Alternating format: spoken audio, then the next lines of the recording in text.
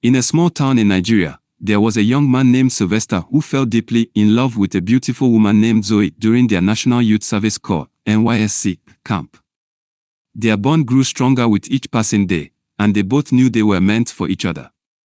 However, Zoe had a twin sister, Chloe, whom Sylvester had never met. Their relationship blossomed over months, and Sylvester couldn't imagine his life without her. Chloe also had an identical twin sister with a resemblance was so striking that even close friends and family members sometimes struggled to tell them apart. They shared the same almond-shaped eyes, high cheekbones, and radiant smiles that lit up any room they entered. Even their voices were eerily similar, a fact they often used to their advantage in playful pranks. Despite their identical appearance, their personalities were distinct. Zoe was more outgoing and spontaneous, while Chloe was the quieter and more contemplative of the two. During their NYSC camp, Zoe often spoke about her twin sister to Sylvester. He was intrigued by their bond and how seamlessly they complemented each other. One day, Zoe felt a strong calling to attend a church camp in the same northern state where they had met. Sylvester, concerned about the security risks, pleaded with her not to go. But Zoe, driven by her faith, knew she had to attend. To ease Sylvester's worries and ensure her safety, Zoe devised a plan. She handed her phone to Chloe and asked her twin to stay at her place just in case Sylvester decided to visit unexpectedly. Chloe, always supportive, agreed to the plan, though she felt uneasy about it. Despite being on holiday, Chloe was uncomfortable with the idea of lying to Sylvester. They had never met in person, but their frequent phone conversations had made her feel guilty about the deception. Sylvester often remarked on how similar their voices sounded, a fact that now added to her anxiety. Chloe's mind was filled with doubts as she thought about the plan. She had always been the more reserved and honest one, and the idea of pretending to be her sister didn't sit well with her.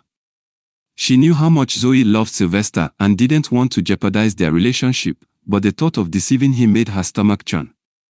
She hoped that Sylvester wouldn't call or visit, but deep down, she knew it was a slim chance.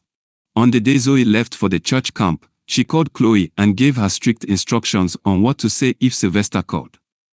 Later that evening, Sylvester did call. "Hello, my love," he greeted warmly. "Hey, darling," Chloe replied, trying to mimic Zoe's voice. "How was your day?" "It was good. I just wanted to hear your voice," Sylvester said, his tone filled with affection. "I was thinking of visiting you tomorrow. Is that okay?" Chloe's heart raced. She hadn't expected Sylvester to plan a visit so soon. Trying to stay calm, she responded, "Oh, that sounds lovely, but I'm feeling a bit under the weather. Maybe we can meet another day." Sylvester paused. "Are you sure you're okay? I can come take care of you." Chloe quickly thought of a plausible excuse. No, it's just a mild headache. I'll be fine by tomorrow. Let's meet the day after, all right?" Reluctantly, Sylvester agreed. "Okay, if you say so. Just take care of yourself." After the call ended, Chloe immediately contacted Zoe at the camp. "Sis, he called and wants to visit tomorrow. I barely managed to convince him not to come." "Thank you so much, Chloe." "I owe you one," Zoe replied, relieved that their plan hadn't fallen apart. Just as Chloe was about to relax, she heard a knock on the door. Her heart sank as she opened it to find Sylvester standing there with a bag. Sylvester stood there, his tall and athletic frame taking up most of the doorway.